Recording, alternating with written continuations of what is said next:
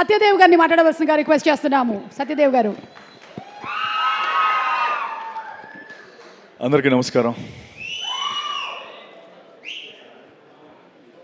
ఇందా నుంచి నోట కూడా కొట్టుకుంటుంది, ఏ దడ అలాగే ఉంది.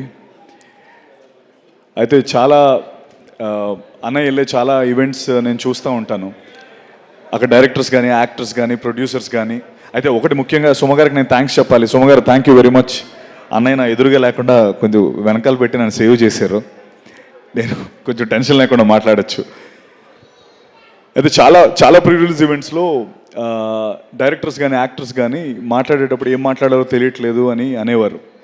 అదేంటి అన్నయ్య ఈవెంట్కి వస్తే ఏం మాట్లాడాలో తెలియకపోవడం ఏంటి, ప్రాక్టీస్ చేస్తే మాట్లాడేవచ్చు కదా అనుకున్నాను. లాస్ట్ 4 రోజుల నుంచి నేను ప్రాక్టీస్ చేసింది ఐపీఎస్, ఐఏఎస్ అయ్యి ఉంటే నిజంగా ఈ పాటి కలెక్టర్, కమిషనర్ అయ్యేవాడిని. అయినా ఇప్పటికీ నాకు వచ్చిన ఫస్ట్ మాట ఏం మాట్లాడాలో తెలియట్లేదు. ఐ థింక్ అది అన్నయ్య ఆరా అలాంటిది. ఎంత ప్రిపేర్ అయినా ఆయన ఎదురుగా ఉన్నప్పుడు నోట్లోంచి మాట రాదు. అన్నయ్య మామూలుగా సినిమాలు రిలీజ్ అయిన తర్వాత హిట్ అవుతాయి. నేను ఆనెస్ట్గా చెప్తున్నాను, మా సినిమా ఆల్రెడీ హిట్టే. మీరు ప్రీ రిలీజ్ ఈవెంట్ రావడం మా సినిమా చాలా పెద్ద హిట్. అది మా టీం అంతా మేము నమ్ముతున్నాం. అండ్ ఎక్కడో వైజాగ్లో ఆయన చూద్దామని లాఠీ దెబ్బలు తిన్నప్పటి నుంచి ఆయన చేసిన స్టంట్లన్నీ నేను ప్రాక్టీస్ చేసి ఈ పచ్చబొట్టు పొడిపించుకున్నప్పటి నుంచి, దీన్ని పచ్చబొట్టు అంటాను నేను ఈ దెబ్బని. తర్వాత ట్రైన్కి హైదరాబాద్ వచ్చి ఇక్కడ అన్నీ ట్రై చేసుకుంటూ కింద మీద పడుతూ సినిమాల్లోకి ఎలాగైనా ఉండాలని వస్తున్న మా అందరికీ అన్నయ్య ఇప్పుడు యూజువలీ ఎవరెస్ట్ ఎక్కేటప్పుడు చాలామంది ఈ ట్రెక్కర్స్ అందరూ కొంత దూరం వెళ్ళి ఆగిపోతూ ఉంటారు.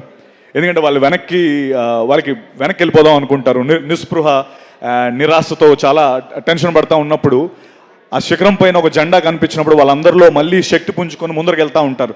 అరే ఎవరో అక్కడికి వెళ్ళారు కదా, ఆ జెండా పెట్టారు కదా, దాన్ని చూసి మనం వెళ్దామని మనకు అనిపిస్తూ ఉంటుంది. నాలాంటి కోట్లాది మందికి ఇక్కడికి యాక్టర్స్ కానీ, డైరెక్టర్స్ కానీ, ఫిల్మ్ మేకర్స్గా వచ్చిన అందరికీ ఆ శిఖరం పైన జెండా చిరంజీవి అన్నయ్య. ఆ జెండా చూసే నేను కూడా శక్తి పుంజుకొని ఇండస్ట్రీలోకి వచ్చాను. అంటే అన్నయ్య గురించి చెప్పాలంటే మామూలుగా మన అమ్మమ్మ, నానమ్మల చీరలు నెక్స్ట్ జనరేషన్కి వెళ్తూ ఉంటాయి. తాతగారి వాచ్, ఇంక్ పెన్ను, లేకపోతే అన్నయ్య సైకిల్ నెక్స్ట్ జనరేషన్కి వెళ్తూ ఉంటాయి. అవన్నీ తరతరాలు మారుతూ ఉంటాయి. దానికో వీలునామా అక్కర్లేదు, తరతరాలు మారే ఆస్తి. అన్నయ్య తరతరాలు వీలునామా లేకుండా మారే ఆస్తి. నేను అది నా లైఫ్లో చూశాను. నేను రౌడీ అల్లుడు సినిమా నా ఫస్ట్ సినిమా. తర్వాత మా ఇంట్లో నేను ఠాగూర్ తీసుకెళ్ళాను. మా బుడ్డోడు నిక్కీగాడు నన్ను వాల్టర్ వేరేగా 3 సార్లు పట్టుకెళ్ళాడు. So every generation celebrate this name called Chiranjeevi. And అంటే అన్నయ్యతో నాకు చాలా నేను చాలా దగ్గర నుంచి అన్నయ్యని ట్రావెల్ అయ్యాను. అయితే అంటారు కదా, నెవర్ మీట్ యువర్ హీరోస్ అంటారు. అది ఒక సేయింగ్ ఉంది, నెవర్ మీట్ యువర్ హీరోస్. ఎందుకంటే దూరం నుంచి మనం అభిమానించి ఆదరించే మన హీరోస్ దగ్గరికి వెళ్ళేటప్పుడు వీళ్ళు కూడా మనుషులేనా అని అనిపిస్తూ ఉంటుందని దాని గురించి చెప్పిన సేయింగ్. నేను టేక్ మై వర్డ్ అండి, నేను అన్నయ్యని అట్లీస్ట్ ఒక 100 సార్లు కలిసి ఉంటాను. ఆయన he's definitely 100 times then what he is on the screen. అన్నయ్య 100 రెట్లు గొప్ప వ్యక్తి. అండ్ దానికి ఆయన దగ్గర నుంచి చూసే చాలామంది చెప్పే మాట ఇది. అంటే భయ్య ఒక్క నిమిషం, ఇక్కడ ఏదో జరుగుతుంది, నేను అసలే టెన్షన్లో ఉన్నాను, మళ్ళీ మీరు. థ్యాంక్ యూ అన్నయ్య, thank you for setting the Indian film standards so high. నేను అంటే మీ డాన్సులు చూశాను, మీరు డూప్స్ లేకుండా స్టంట్స్ ఇవన్నీ చూసి సినిమాల్లోకి వద్దామని నాకు మిమ్మల్ని చూసిన తర్వాత నిజంగా నాకు చాలా భయం వేసింది. ఎందుకంటే బాలచంద్ర గారు అన్నట్టు he's a combination of Rajinikanth and Kamal Haasan అని ఒక లైన్ ఉంటుంది. అది ఎందుకంటే నువ్వు ఇక్కడికి వస్తే మీడియోక్రిటీతో రాకు, హార్డ్ వర్క్ అండ్ సిన్సియారిటీ అనే 2 ఎలిమెంట్స్ని గుండె నిండా నింపుకొని రా. ఊరికే ఏదో వచ్చేస్తాను మీడియోక్రిటీగా ఇక్కడికి వస్తానని వచ్చేవాళ్ళు రావద్దు అని చెప్పి ఇండియన్ ఫిల్మ్ స్టాండర్డ్స్నే ఒక పెద్ద పొజిషన్లో పెట్టిన వ్యక్తి చిరంజీవి గారు. అది ఎవ్రీ ఇండస్ట్రీ, ఇప్పుడు ధనంజయ్ మాట్లాడి ఉండొచ్చు, లేకపోతే బాలా వాళ్ళు మాట్లాడి ఉండొచ్చు, వాళ్ళందరికీ ఒక కామన్ రెస్పెక్ట్ అన్నయ్య అంటే because he set the bar so high. And thank you very much for that అన్నయ్య. అండ్ జీబ్రా విషయానికి వస్తే, జీబ్రా ఫిల్మ్ నాకు ఏ టైంలో వచ్చిందంటే, నాకు అందరూ ఇండస్ట్రీకి అందరూ ఇండస్ట్రీలోకి వచ్చి ఇక్కడే సెటిల్ అయిపోదామని వస్తారు. అండ్ ఇక్కడే ఎలాగో ఒకలాగా కింద మీద పడి ఇక్కడే సెటిల్ అవుదామని వస్తారు. అయితే ఆ ప్రాసెస్లో నేను కూడా చాలా రోల్స్ చేశాను. చాలా అంటే ఎలాగైనా లైమ్ లైట్లోకి రావాలి, చిన్న రోల్స్ చేసుకుంటూ ముందరకు వచ్చాను. అలాగే నేను హీరో రోల్స్ కూడా చేశాను. బట్ ఆ సినిమాలన్నీ ఏవి ఆడలేదు, సెట్ బ్యాక్స్ అయ్యి.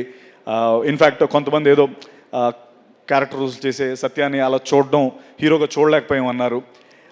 నిజంగా చాలా లోలో ఉన్నప్పుడు, అండ్ నేను ఇది ఎప్పుడు ఈ విషయం చెప్పాలి, నేను చాలా లోలో ఉన్నప్పుడు నాకు ఒక లైట్, ఒక దీపంలో వచ్చిన వ్యక్తి అది మెగాస్టార్ చిరంజీవి గారు. అది ఎందుకో చెప్తాను నేను. అది నేను చెప్పి తీరాలి. ఎందుకంటే నాకు 5 ఏళ్ళు ఉన్నప్పుడు అసలు ఎంటర్టైన్మెంట్ అంటే, లేకపోతే ఏమీ తెలియని వయసులో ఆయన సాంగ్స్ చూసి ఎంటర్టైన్ అయ్యాను. అప్పుడు చిరంజీవి గారు ఉన్నారు. తర్వాత నా ఇంజనీరింగ్ ఫ్రెషర్స్లో నేను డ్యాన్స్ వేసి నా మిస్టర్ సిఎస్సి 4 years నేనే మిస్టర్ సిఎస్సిగా నేను ఉన్నప్పుడు అన్నయ్య ఉన్నారు. తర్వాత నేను ఇండస్ట్రీలోకి రావడానికి నేను వచ్చేటప్పుడు ఎవరు నా ఇన్స్పిరేషన్ అంటే అప్పుడు అన్నయ్య ఉన్నారు. మా బుడ్డోడు పుట్టినప్పుడు కోవిడ్లో పుట్టాడు, వాడికి ఫస్ట్ గిఫ్ట్ అన్నయ్య ఇచ్చారు, అప్పుడు కూడా అన్నయ్య ఉన్నారు. అండ్ నేను చాలా లోలో ఉన్నప్పుడు నేను అన్నయ్య అందరూ ఇలా అంటే, నేను ఇండస్ట్రీ నన్ను రోల్స్ చేసుకోమంటుంది, లేకపోతే నాకు అంటే నీకు హీరో రోల్స్ కాదు, నువ్వు ఇదైతే ఇంకెక్కువ డబ్బు సంపాదిస్తావు అని కొంచెం చాలా లోలో ఉన్నప్పుడు, సినిమాలు రానప్పుడు నాకు అన్నయ్య పిలిచి ఒక మాట చెప్పారు. ఏంటంటే, సత్య, నేను ఈ పర్టికులర్ పాత్ర నీకు ఇస్తున్నానని నువ్వు వేరేగా అనుకోకు. నేను ఎందుకు ఇస్తున్నానో నీకు రీజన్ చెప్తాను.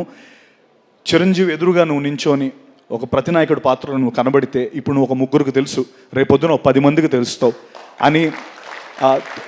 ఇది నీకోసం నేను చెప్తున్నాను. నువ్వు చేస్తే ఎవరో ఒకళ్ళు అరే చిరంజీవికి ఎదురుగా నించొని బాగా చేశాడని అంటారు, నీకు ప్రొడ్యూసర్స్ వస్తారు, నీకు ఎక్కువ మంది నీకు విజిబిలిటీ వస్తుంది అని నాకు ఆ సినిమా చేయించారు. Trust me, that is the biggest high in my life.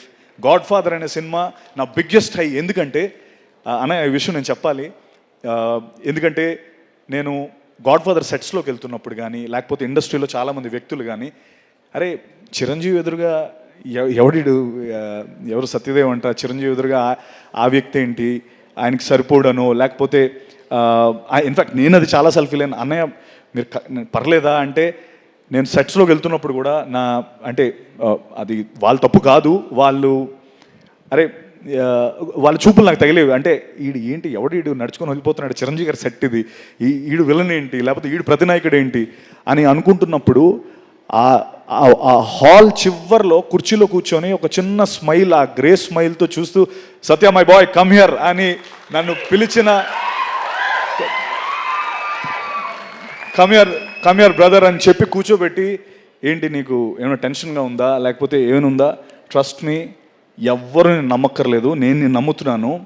Cinema release అయిన తర్వాత నువ్వు చూడు అని చెప్పి first day morning US show పడిపోయిన తర్వాత, God father film first US show పడిపోయిన తర్వాత మార్నింగ్ 6 o'clock అన్నయ్య నాకు ఫోన్ చేసి, నేను చెప్పానా ఇదే జరుగుతుందని చెప్పానా, ఏం రాశారు చూసావా నీ గురించి అని చెప్పి ఫోన్ చేసి, నాకు నిజంగా ఆ రోజు కంట్లో నీళ్ళు తిరిగాయి. అంటే ఎస్, నేను ఏం సాధించాననడానికి చిరంజీవి గారి నమ్మకాన్ని నిలబెట్టాను, అది చాలు నాకు. అంటే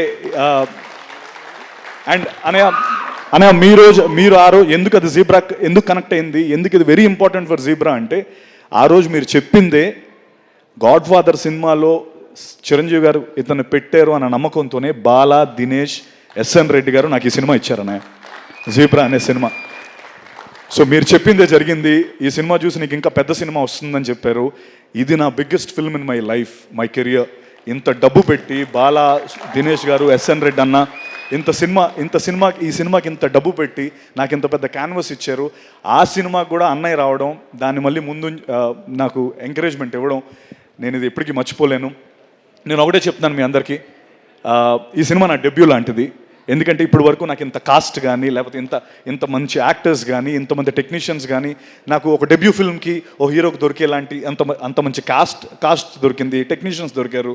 అండ్ నేను ఒకటి ప్రామిస్ చేయగలుగుతాను, ఇప్పటి వరకు చేశాను, సెట్ బ్యాక్స్ చూశాను, అండ్ అన్నయ్య ప్రోత్సాహంతో ఈ సినిమా నేను నిజంగా చెప్తున్నాను, this zebra is dedicated to అన్నయ్య, బికాస్ అన్నయ్య వల్లే నాకు ఈ సినిమా వచ్చింది, అన్నయ్య గారు చెప్పిన మాట వల్లే నాకు ఈ సినిమా వచ్చింది. And thank you. అండ్ నేను చెప్తున్నాను, ఇక్కడ నుంచి నెక్స్ట్ ఫుల్ బాటిల్ అనే సినిమా రాబోతుంది. అందులో నేను ఒక తాగుబోతు క్యారెక్టర్, ఒక ఆటో డ్రైవర్ క్యారెక్టర్ చేశాను. అది కూడా సూపర్ ఎంటర్టైనర్, అది క్రేజీ ఎంటర్టైన్. ఇక్కడ నుంచి ఐ ప్రామిస్ యూ ఒక కొత్త సత్యదేవన్ మీరు చూస్తారు. నేను I'll make sure I'll give you the best films, and love you all for always encouraging me, and just Bala Dinesh, thank you. ఎంతో దీంతో మీరు మా తెలుగు ల్యాండ్లోకి వచ్చి ఈ సినిమా చేద్దాం అనుకుంటున్నారు. థ్యాంక్ యూ రెడ్ అన్న, థ్యాంక్ యూ వెరీ మచ్. మీ సపోర్ట్ నేను ఎప్పటికీ మర్చిపోలేను. You're the backbone of the film. అలాగే Dhana, my brother, we became so, అంటే ధనా కెరియర్ నా కెరియర్ ఆల్మోస్ట్ ఒకలాగే ఉంటుంది, అండ్ మీ ఇద్దరం దాని గురించి ఎప్పుడు మాట్లాడుకుంటాం. ఇన్ఫ్యాక్ట్ నాకు ఎప్పుడైనా ఇంకా నేను అంటే నా మీదకి ఏదైనా నేను వచ్చిందంటే ఫస్ట్ ధనాకు ఫోన్ చేసి, ధనా నాకు ఇలా ప్రాబ్లం ఉందని చెప్పి అంత క్లోజ్ అయ్యాం. Thank you Dhana. And Eshwar Karthik, definitely buddy. జనరల్గా నా లెవెల్ వరకు వచ్చేటప్పటికి స్క్రిప్ట్స్ అన్నీ ఫిల్టర్ అయిపోతాయి, బట్ నాకు ఫస్ట్ ఈ కథ తెచ్చినందుకు నేను నీకు రుణపడి ఉంటాను Eshwar. Thank you so much. And one last time, sorry Prashanth, thank you Prashanth, busy స్కెడ్యూల్లో వచ్చావు, thank you very much. Ravi garu, thank you so much sir, ఈ సినిమాని సపోర్ట్ చేస్తున్నందుకు thank you very much. Amrita, Jennifer, thank you very much. And megastar, నేను అంటే నేను ఇంకా చాలా మాట్లాడదాం అనుకున్నాను గురు. నాకు నిజంగా ఇప్పటికీ ఆ టెన్షన్ ఇంకా ఆడుతూనే ఉంది. అంటే ఇక్కడ వచ్చిన చాలామంది నాకు ఫోన్లు చేసి నేను ఈ ఈవెంట్కి రావాలని చాలామంది అడిగారు, బట్ నేను ఓన్లీ కొంతమందికి అకామిడేట్ చేయగలను. వాళ్ళందరూ ఒక్కసారి ఆనండి తెలుస్తుంది అందరికి.